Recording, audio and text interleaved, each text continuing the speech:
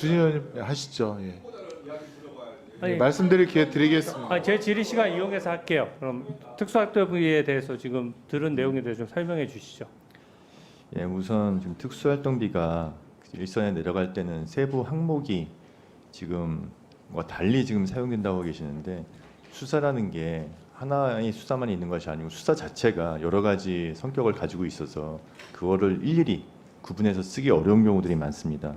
예를 들면 딥페이크 사건 같은 경우에도 형사 사건일 뿐만 아니라 사이버 문제 같은 여러 성격을 갖고 있기 때문에 그렇게 쓰일 수 있는 것이고, 두 번째 이제 장관 특활비 공개 부분에 대해서 임 기자님이 말씀해 주셨는데, 저는 그게 뭐 검찰국이나 이런 부분에 대해서 연쇄적인 걸 미치는 것보다 제가 보고를 받았을 때 이 장관실에서 특활비가 집행되는 내용은 사실은 장관실 인원이 많지가 않습니다. 지난 정부에서 장관실 특활비 집행 내역이 공개되는 것도 마찬가지로 모든 기준과 원칙과 동일하게 편성 집행 목적이나 수령자가 특정될 수 있는 내용은 정보공개 판결의 취지상 공개돼서는 안 된다는 그냥 그런 원칙과 기준에 따라서 저는 지시를 했을 뿐입니다. 네, 그 정도 듣겠습니다. 네. 아까 민주당 입장 들어보니까 수사 상황에 대해서도 가정적인 질문은 허용된다는 것 같은데, 저도 가정적인 질문을 좀 해볼게요. 수사와 상관없이 답변을 좀 한번 해보십시오. 만약에 검찰총장이 되시고 나서 배우자가 검찰청 직원을 시켜서 업무 추진비 카드로 소고기나 초밥, 일제 샴푸 같은 것도 관사에 배달시켰습니다.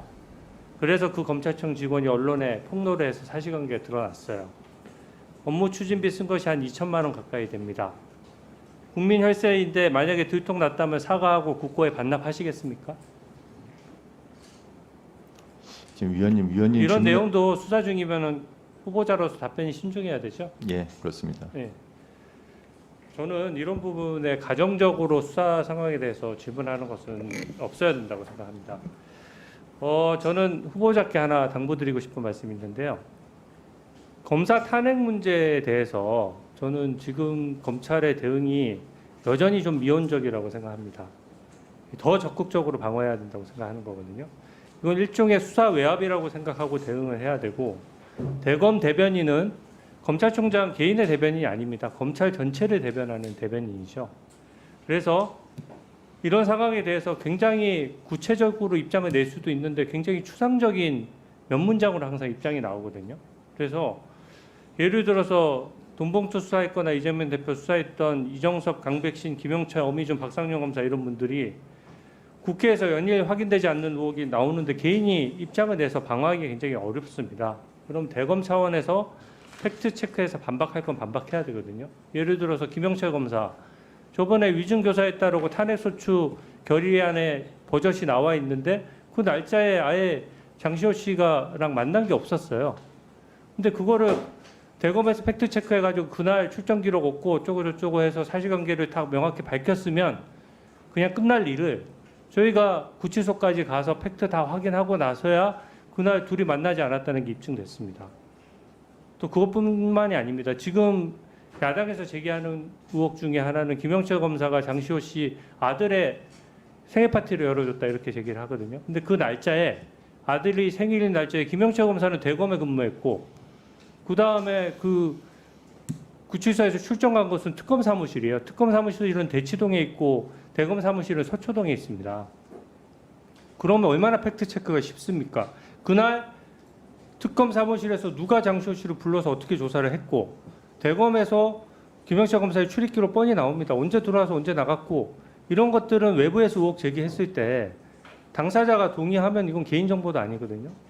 근데 이런 팩트 체크를 국회에서 의혹 제기한다고 해가지고 계속 뒤로 빠지고 팩트 체크를 정확히 안 하고 그냥 추상적인 단어로 반박을 하니까 이 의혹이 점점 커지는 거거든요. 나머지 검사들도 마찬가지입니다. 지금 나오는 내용들에 대해서 검찰총장이 되시면 본인 일처럼 적극적으로 대응을 하시겠습니까?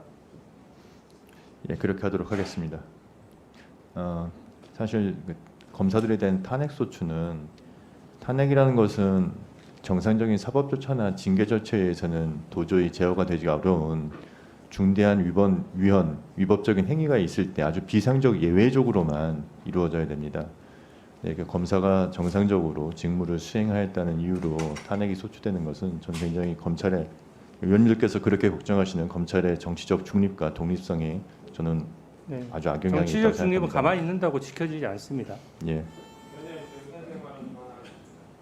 네, 김영민 의원님.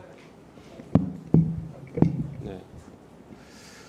지금 의원님 질의 자체는 매우 정치적 중립 의무를 위반하는 심각한 요구를 검찰총장 후보자에게 했고, 검찰총장 후보자는 거기에 부안해동해서 말도 안 되는 답변을 하고 있습니다. 들어보세요. 질문대로 답변대로 무상하면 어떡해요? 의사 들어보세요. 좀 그만 좀 대변하세요. 그렇게 검찰이 무서워서 검찰 지금 변호해합니까? 들어보십시오. 오늘 말하고 있는 것이 의사진행 무상. 지금 뭐 하는 겁니까? 이게 청문회인데 검찰총장 후보자에게 드릴게요. 가만히 계세요. 정치적 중립 의무를 위반하게 만드는 답변을 강요하고 있습니다. 잠시만요. 잠깐 시간 검사 멈춰 탄핵이라는 주시고요. 것은 잠깐만요. 고도의 정치적인 행위이기도 할 뿐만 아니라 국민의 대표가 하는 이거 행위입니다. 끝나고 거기에 예, 대해서 국민의힘 어떻게 의원들께서 한 분 드리겠습니다. 행정공무원에 불과한 검찰총장 후보자에게 그것을 조직적으로 대응하라고 요구하고 있고, 검찰총장 후보자는 그것을 해맑게 그렇게 대응하겠다고 답을 합니까? 이것은 매우 심각한 정치적 중립 의무 위반의 행위이고 매우 잘못된 답변입니다. 이것에 대해서 위원장님께서는 매우 강도 높은 질타를 해주셔야 되고 사과를 받아내셔야 됩니다. 이게 지금 잠깐 발언 정지해 중립 주세요. 의무를 이렇게 위반하는 잠깐 발언 정지해 주세요.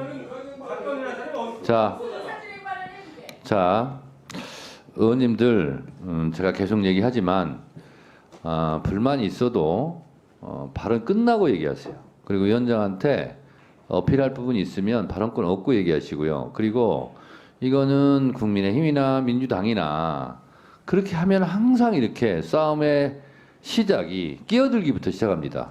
그러니까 항상 위원장은 경고를 하게 되고, 또 경고를 특히 많이 받는 송석준 의원님 같은 경우 경고 받으면 얼마나 억울합니까? 왜 나만 경고하냐 또 이럴 수도 있고. 그래서 끼어들기부터 모든 사단이 시작이 되는 거예요. 그래서 일단 김영민 의원님 발언하시고, 그리고 나서 하실 부분 있으면 저한테 얘기하시기 바랍니다. 발언 계속하세요. 그럼 마저 정리해서 말씀드리겠습니다. 자, 국회에서 국민의 대표가 검사의 위헌적인 행위에 대해서 문제 제기가 있었고, 거기에 대해서 검찰이 감찰도 안 하고 아무런 조치도 취하지 않고 처벌도 안 하고 수사도 안 하고 아무것도 안 하고 있으니까 마지못해서 어쩔 수 없이 국민의 대표들이 나서서 검사를 탄핵하겠다라고 하고, 지금 그 탄핵 사유가 타당한지를 국회에서 조사하고 있지 않습니까?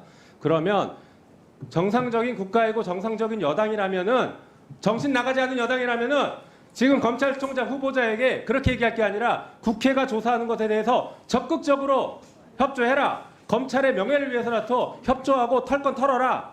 억울하면 국회 나와서 얘기해라. 이렇게 조언을 해야지 어떻게 조직적으로 대응하지 않고 있냐. 검찰이 적극적으로 대응해라. 뒤에서 대응해라.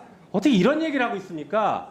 정말 가관입니다. 가관. 거기다 대고 검찰총장 후보자는 이 자리에서 정치적 중립 의무를 지켜야 될 사람이 나와서 국회에서 진행하는 것, 물론 야당인 민주당이 지금 주도하고 있죠. 거기에 대해서 어떻게 저렇게 적대적으로 탄핵이 지금 잘못됐다는 취지의 말을 하고 있습니까?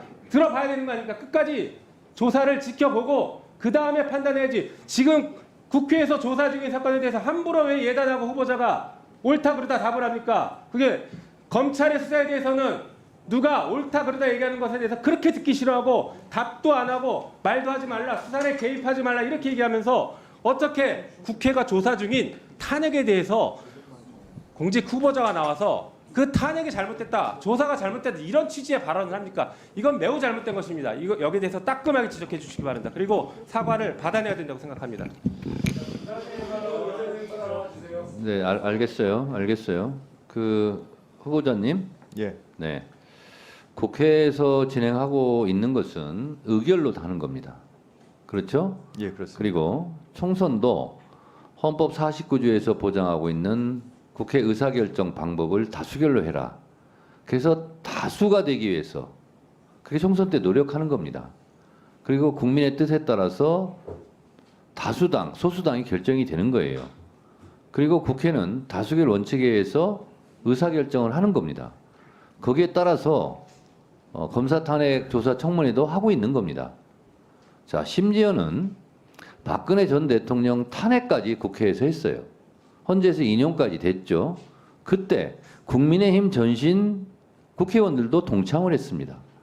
그 당시에 헌재에 가서 국회의 탄핵 소추위원장이 권성동 법사위원장이었습니다. 대통령까지 탄핵한 대한민국 국회입니다. 검사가 뭐라고? 탄핵하면 안 됩니까? 탄핵 조사 청문회 하면 안 됩니까? 그것도 불법적으로 의결도 없이 한 겁니까? 대통령도 가끔씩 국회 의사를 존중한다라고 가끔씩 하더군요. 그래서 그 부분에 대해서는 국회에서 의결했기 때문에 존중합니다라는 것이 정답인 거예요. 검사도 대한민국 수많은 부처 공무원 중에 한 명이에요. 검찰만 특별하게 대한민국 공무원 위의 공무원이 아니에요. 행정공무원이죠. 후보자님? 예. 검사는 행정공무원이죠? 예, 행정부 소속이잖아요. 예, 행정공무원은 맞지만 준사법적인 성격을 갖고 있습니다. 준사법적 성격을 갖고 있다는 것은 검사들의 주장이에요. 행정부에 속해 있는 행정공무원이에요. 판사가 아니잖아요. 대한민국 행정부 공무원들이 지켜야 될 준칙이 있다면 그것도 똑같이 검사들도 지켜야 되는 거예요. 근데 누가 봐도 김영철 검사나 등등 한 것을 만약에 기재부나 행안부나 노동부나 그런 일이 발생했다면 거기는 100% 징계입니다. 검사는요, 벤치 검사, 스폰서 검사 얼마나 많이 그동안 보호를 많이 받았습니까? 그런 시대는 갔어요. 그래서 검찰도 스스로 더 조심하고 권한이 큰 만큼 책임도 큰 겁니다. 그런 자세로 바뀌는 것이 이 시대 정신에 맞는 거예요. 대통령까지 탄핵한 대한민국 국회라니까요. 검사가 대통령 위에 있지는 않지 않습니까? 위에 있고 밑에 있고 개념이 아니라 다 똑같이 잘못하면 탄핵받을 수 있고 징계받을 수 있는 거예요. 거기에 대해서 불만을 얘기 안 하는 게 좋습니다. 네. 그렇고요. 네. 주진우 의원을 줘야 됩니까? 누구를 줘야 됩니까?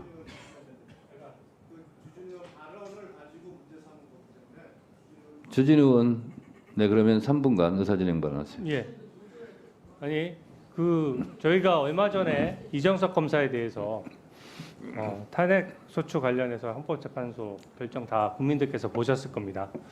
무려 문재인 정부 때 임명됐던 재판관들조차 만장일치로 이거 탄핵 소추 안 된다고 얘기했습니다.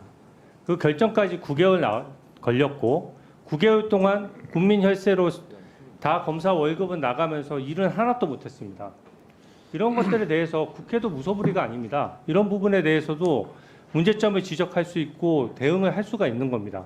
그리고 아까 후보자가 답변했던 것은 제가 요구한 건 단 하나입니다. 사실관계에 팩트 체크를 해서 팩트 체크 된 대로는 발표를 해줘야 될 거 아니냐 이런 거거든요. 사실관계에서 아니 그게 어떻게 조직적인 대응입니까? 개인이 어떤 조직에서도 국회든 자, 어디든 김용민 의원님도 발언할 때는 좀 가만히 계세요. 예, 발언하세요. 예, 국회든 검찰이든 어느 조직이든 구성원들이 사실관계에 억울한 점이 있다 그러면 자기 이름 걸고 그 억울한 점에 대해서 얘기할 수 있는 겁니다. 그 부분에 대해서 사실관계 우리가 무슨 성명을 발표하라고 했습니까? 뭐라고 했습니까? 언제 구치소에서 출정해서 어느 검사한테 조사받았고 이런 것들이 팩트 체크되면 끝나는 거거든요. 아까 김영철 검사 제가 예를 들었죠. 그거야말로 구치소 가서 다 보셨지 않습니까? 완전 코미디 같은 내용이에요. 버젓이 민주당이 의결했던 탄핵소추 의결서에 날짜까지 명시가 돼 있습니다. 그 해당 날짜에 장시호 씨랑 김영철 검사가 만나지를 않았잖아요. 만나지 않았는데 어떻게 위중조사를 합니까? 그리고 그것뿐만 아닙니다. 생일 파티 했다고 뭐 사진을 보여줬니 의사진행 어쩌니. 발언하세요. 의사진행 예. 발언. 아니, 위원장한테. 제가 지금 김용민 의원 얘기한 거와 마찬가지 얘기를 하는 겁니다. 그 당시에 사진을 봤니 안 봤느니 증언이 뭐 신빙성이 있니 없니 했지만 결국 팩트가 밝혀진 건 정확한 팩트는 뭡니까? 김영철 검사는 서초동에 있는 대검의 그 생일 파티했다는 그 날짜에 대검에서 근무하고 있었고, 아니 장시호 씨가 출석한 것은 대치동에 있는 특검 사무실이잖아요. 거리가 얼마나 떨어져 있는데 대검에 근무하는 검사가 자기가 근무하지도 않는 특검 사무실에 가서 거기서 특검 사무실에서 생일 파티를 열어줄 수 있습니까? 이 정도 팩트가 나왔으면 국회에서 조사를 해서 이 정도 팩트가 나왔으면 아 이거는 헛다리 짚었구나 이렇게 생각하고 특검 조사에 대해서 절차를 중단하되 이렇게 해야 되는 것이지 어떻게 반대로 얘기를 하십니까? 그러면 국회가 하는 것은 다수결로 의결하면은 억울한 사람 다 만들어도 되고 뭐 탄핵 소추해가지고 다 기각돼도 되고 다 그런 것입니까? 그래서 이건 분명히 문제가 있기 때문에 지적을 한 것입니다. 자, 주진 의원님 말씀 잘 들었고, 자 보세요. 우리는 탄핵 조사 청문회를 하는 것이고요. 본회의 의결에 따라서 법사위로 회부된 겁니다. 그래서 법사위원장은 그 본회의에서 의결로서 회부된 것에 대해서 저는 진행을 하는 겁니다. 그리고 그거는 의결로 국회 본회의로 의결된 것이고 또 우리 위원회 의결을 거쳐서 하는 거기 때문에 그 의결이 잘못됐다라고 발언하거나 아니면 이거를 취소해야 된다거나 하는 것은 실효적이지 않아요. 하나마나한 아무런 영향력을 주지 못하는 발언이기 때문에 가급적 그 발언은 자제해 주시고 그거에 대해서 내용 주장은 할 수 있으나 이 의결 자체를 번복하자고 해서 번복되는 일이 아니라는 사실을 다시 한번 주지시키고 그런 부분은 발언을 하는 건 자유일 수 있으나 발언이 받아들여지지 않는다라는 점을 아시기 바랍니다.